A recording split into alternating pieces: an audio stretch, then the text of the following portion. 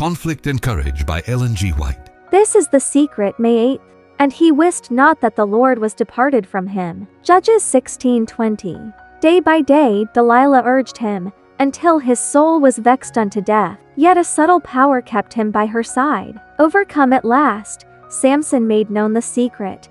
There hath not come a razor upon mine head, for I have been a Nazarite unto God from my mother's womb.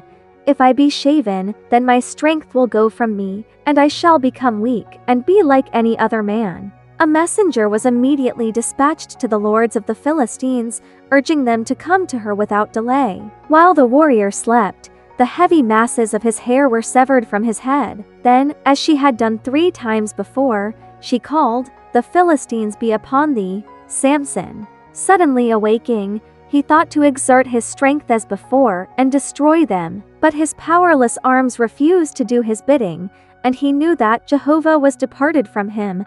When he had been shaven, Delilah began to annoy him and cause him pain, thus making a trial of his strength. For the Philistines dared not approach him till fully convinced that his power was gone.